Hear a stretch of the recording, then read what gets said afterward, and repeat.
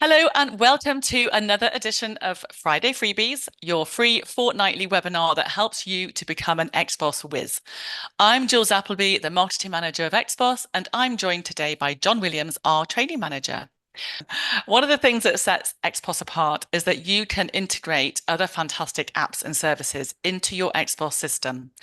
So these plugins include things like Xapp Pro, our stock taking and stocking in-app, which you'll be familiar with. But Xpos also links with the accountancy software Xero, for example, our Xcaddie app, which is now used by thousands of golfers, and Xeft, our integrated payment solution. And this is just a few. And then there's Xmail, which is what we're going to talk about today.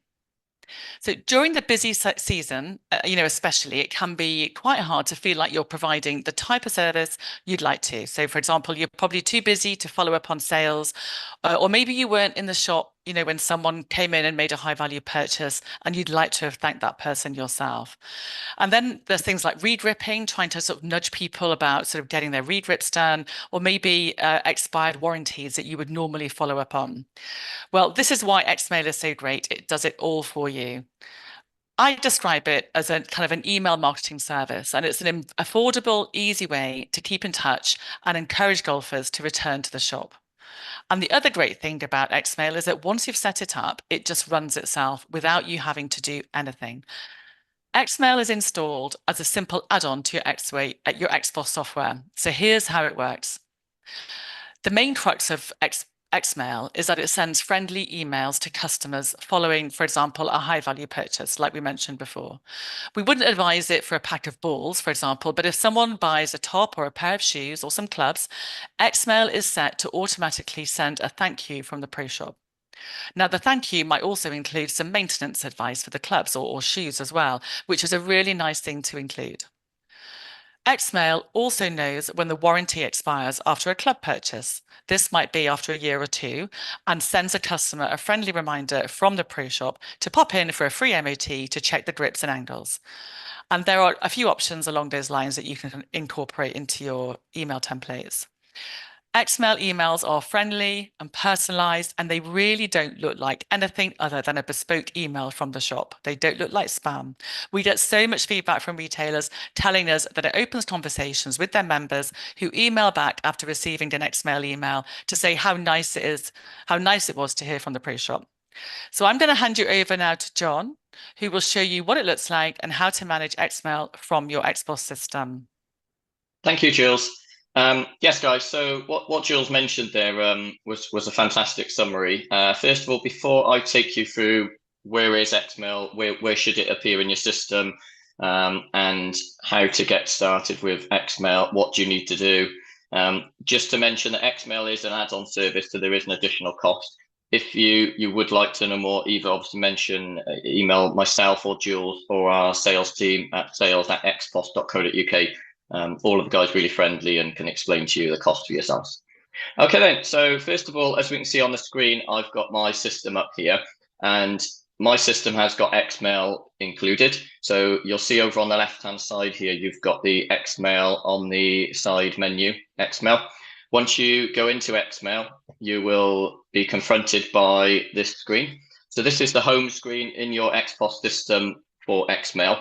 Now, depending on the type of customer you are, your screen will look a bit different to other customers. So it's very tailored to your system. So what I mean by that is if you're part of a buying group, you'll actually, your Xmail system will be preloaded by us with your active global campaigns or the global campaigns that are shared throughout your buying group. And they're very specific to your buying group or what type of customer you are. So first of all, just to explain the screen. So at the top filters, we have the active global campaigns. As I mentioned, they're part of what we set up for you guys. So these are all the main generic campaigns that Xmail generates from what we've used in the history, sort of in previous versions of Xpos, and what we found to be the standardized campaigns. Active custom campaigns. So I'll explain custom campaigns a bit later. So we'll shelve that for now. On my system, here we can just see the emails that have been sent. So this is how many customers have been sent emails. And over on the right-hand side, which I'll explain a bit later again, is the awaiting approval emails. So we'll go through that one a bit. Now, in the middle of the screen, then below that, you've got some filter options. So we've got edit campaign, copy, run, and a few other options down here. Over on the right-hand side, add campaign. So we'll take a look at those in a moment. But here we've got in the center of the screen the 4 campaigns that we set for everyone's system, depending on buying groups. We sort of set all those up. And over on the right, you can see the start dates of my campaigns. And we've got marketing and published, and we'll go through what they both mean. So first of all, I've actually gone into my clothing purchase campaign. So you'd simply click on the campaign and press edit, and this would bring up the screen here. So the details of this campaign would have the name of the campaign. So this, first of all, is what the campaign is about. So when your customers receive an email, they would see that as the description, as the subject in the email they receive. Then the description, so this is for yourselves here to tell you guys what the actual campaign is about. So this is just a bit of information for you guys in the shop. It'll tell you what it's designed for. Then you've got start date and end date. Now, generally speaking, if you've got your global campaigns, they will have a start date, but they won't have an end date. The reason being is clothing purchases, trolley reminders, club purchases, shoe purchases, they're very standardized where you'd want those running forever pretty much. Custom campaigns we'll go on to a bit later. That's where you would potentially put start and end dates into those. Then we've got sales filters. So obviously here we've already got the filters added in. So you can very much tailor this. So the custom campaigns are all done for you. So this particular campaign is a clothing purchase. So this has been set. First of all, we've added in the categories or the subgroups that we would like the campaign to be triggered by. So what that means is if somebody bought a pair of ladies' trousers, they would be included in this campaign. So they would receive an email. What we've got at the top here is all of or any of. Now, what that's designed to be is that if you added in, say, 3 different subgroups and you ticked all of, it means that the customer had to purchase products from each of those subgroups. So that is a very specific campaign, to be fair. That's probably something linked to a custom campaign. Maybe somebody was buying a specific driver, but, sort of a new driver, or a new electric trolley, and you wanted that exact product to send a campaign. Obviously, we would look to send campaigns out to as many people as possible because you want it to reach as many customers in your shop as possible. So probably wouldn't go down that specific. But yeah, here we've got all the subgroups. We've ticked any of, which means if a customer bought a product from any of these subgroups, the campaign would be triggered. Then down the bottom here, we've got emails. So this is where you would create, we've obviously done these ones for you, but you would create an email template, and that would be the actual email, then the details, the information the customer would receive when they open up that email that's been sent. And I'll show you that one in a moment. On the right-hand side here, we've got the campaign type. So this is very much about when do you want the campaigns to be sent. So you can decide, would you like it on a set date of the month? So do you want all your emails to go out to all your members on the 1st of every month? Or would you like them to go a set amount of dates after purchase? So for example, within 2 days of purchase, which means if somebody bought a clothing item from you for this campaign, they would get sent an email, for example, 2 days after purchase. I mean, this particular one, actually, you see on here, has got 1 day. So that would go the following day after purchase. Now, over on the right-hand side, marketing, we can see here that marketing for this particular campaign isn't ticked. So marketing is obviously if you're a bit more of an advertisement wise, whereas all of the campaigns, the global ones that we have set ready or we create for you guys, none of those would be marketing because they're all information they're designed to be sent from a purchase in the shop. So they are information emails. So if you were creating your own custom campaign and you were sending out any type of marketing emails, advertising or promoting something, then if you were to tick the marketing box, you will need to then ensure that your customers have the marketing box ticked against their customer account, which I'll show you in a few moments where we go to do that. And then finally, on the bottom here, basically it's just selecting how many matching sales or in the basket would you like. So generally it would be set to 1, but this is where you can decide how many messages do you want sent out. So 99% of the time it will be preset to 1 on that. So John, just on that, sorry, yes. That's if somebody, for example, if a customer comes in and buys a club and a shirt. Oh, sorry, so yes. you don't want them to receive 2 different thank yous for 2 different items. So it'll just be set to 1. Exactly Yeah, that. Right. Yeah. Sorry, I didn't explain that very well yet. So if somebody bought, there was a club purchase and somebody bought 3 separate clubs that all made, you don't want them receiving 3 emails, or they bought 2 pairs of golf shoes, that you don't want them receiving 2 emails out for the 2 pairs of shoes they bought at the same time. Yeah, thank you. No problem. I've just edited the bottom email. So just to mention here, this email here, I've just edited. So this is the screen that would pop up then. So first of all, it's got the information about where you set how many days after purchase you would like that email sent. And we do have here a require approval or message. So the idea here is that normally you would have these emails all set just to run. If there was a time when you set a custom campaign and you wanted to just view over all of your approval campaigns before they actually sent out to your customers, so you just wanted to quickly check over them to make sure you're happy with them before they got sent, you would tick requires approval. That means that you would manually need to tick to approve those messages before they got sent. Generally speaking, most of these campaigns you wouldn't have that ticked, and they would automatically just get sent from the purchase. And then down the bottom here, we've just got the body of the email, message to the customer. This is all customizable, so you can add different fields in here. For example, the customer's names will appear. So this is where it's actually driven very clever. So Xmail will be very personal and say, hi John, and it'll sort of best regards from, and it'll have the pro shop's name. You'll have the product names for the products they bought. So it isn't a sort of standardized email. It makes it look very personal that your members will receive without you actually doing that any of this yourselves. I'm just going to go. So that's a little bit of a background on some of the options here. I'm going to go into my Xpos system a moment now, and here we've got my Xmail. So in my system, I haven't got any of the global campaigns. I've just got a couple of my custom campaigns that I've set up. So I'm just going to show you with these campaigns a little bit of information here. So I've got two different campaigns set up. So I'm just going to tick on the trolley one, the second one. So a couple of options, like say the options on the top here now, we can just have a quick look at for a few moments. So edit campaign, that'll show the information like I showed in the slides earlier.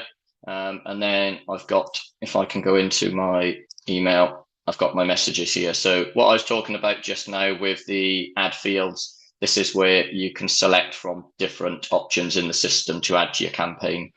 So my campaigns here, I've added custom campaigns. So where might you add a custom campaign? So probably one of the most popular ones would be maybe from somebody buying, say, I'll use a brand like Callaway. Customers buy Callaway sets of irons, driver, high value items. But you also know that you've got a Callaway demo day coming up. So it might be of interest for them that they've bought, an odd couple of items in the past that actually that demo day might be of interest. So you could actually create those in the system.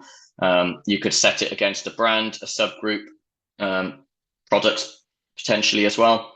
But obviously here as well, we've got the information of that sort of messaging. I mean, this particular one is a trolley reminder that I created myself, and that just reminds the customer to subtly activate their warranty. Just going to leave out for a moment. So copy campaign. So copy campaign is very similar to copying a product in Xpos. So this is if you've already got some campaigns like we've got here, some custom ones created, and you want to create a new campaign. If it's a similar type of campaign, you could copy the campaign, and then you would just need to change a couple of the sort of information, the details in that campaign, just for it to obviously be a unique campaign then. Once you've created your campaigns, so once we've sort of gone in, added our own campaign here, and then created the campaign and tap save, you will need to then select your campaign and click run campaign for that campaign to be live. So you could create a bunch of campaigns. At that point, they're not live until you actually run the campaign, which is then when they will be published. Unpublishing a campaign, that's really if you've got something running and you feel like it's run its course, you could unpublish the campaign. Viewing history. So at the moment we can see I've got 2 emails sent. So if you want to view the history of a campaign, select the campaign, and if you view history, that will then give you the customer's emails that has been sent to, and you can see the, when sort of a bit more information about it then. And you can click into the email, view the email, and see the email that your customers received. Just go back a moment here.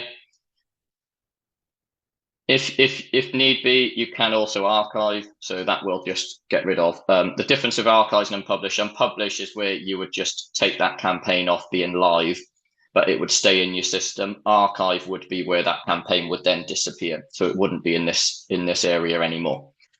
If you did archive and realize actually at a later date you want that campaign back, you can click over here, show archive, reinstall the campaign, restore the campaign, sorry, and then that you could obviously make that published again and run the campaign. If you did, you can't see this very well, I guess, from here, but if you did have the email set so you need to give permission for them to send, they will all go into this box here, approve emails. So what that'll do then, if you tap, I haven't actually got any, but if you tap on approve emails, you'll see a list of all the campaign emails that are waiting to be sent. So you can go into that and tap on approve, and then that would just send all those emails that evening, ready for the following day. Just a couple more bits from me then. So we've had a little look into your Xmail areas. The one thing I will, just to summarize really with the campaigns, is that Xmail is really designed so when we, as a sort of Xpos, sets up all your campaigns, even if you didn't do anything, it would actually work seamlessly, and that's what it's designed to do. The custom campaigns are really just gives you that extra little bit that if you are quite proactive, you can add a couple of campaigns in yourself. But really, even if you didn't do anything, those campaigns that we put in there are great, and they'll work really well for you. I did mention a couple of points here about customers and giving permissions. So just briefly to finish off going here. So if we go to the customer screen in Xpos, and let's just pick a customer here.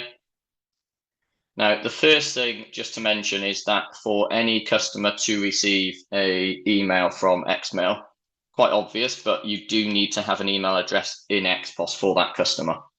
So that's the first thing, that's a given. So obviously that works for all the different apps you guys have as well. So you've got Xcaddie, so it kind of interlinks with other areas of the system. I always think it's great to have emails, and also email customer receipts as well. Now down the bottom of the screen here, we can see the marketing. So this is the area that you only really need to come in here. I'd recommend if you are going to set custom campaigns and you're going to be setting some marketing type campaigns. So you do need to tick this one here. I mean, if you've got a customer in front of you, it might be worth just double checking what they're happy to receive, and you could tick a few of these boxes, do it all in one go.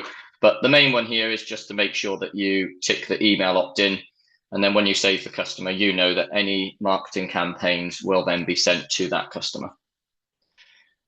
That's about it from me. Jules, have you got any more questions at all? No, that's good for me. I would just say that if anybody wants to find out more about Xmail, if you're not already using it, go to the website. So it's www.xpos.co.uk/products/Xmail. Then you can read a lot more about what it's all about, the benefits, and then you can click through to a page where we actually show you what the emails look like on a phone and all that kind of stuff. So you can see how personal they are and the different types of campaigns you can run and what it looks like to the consumer. So that's a good area to sort of a good stop off place. That's great. Thank you, Jules. And like always, guys, please give myself or Jules a message if you need any assistance or any more information whatsoever. And have a great weekend, and we'll see you soon.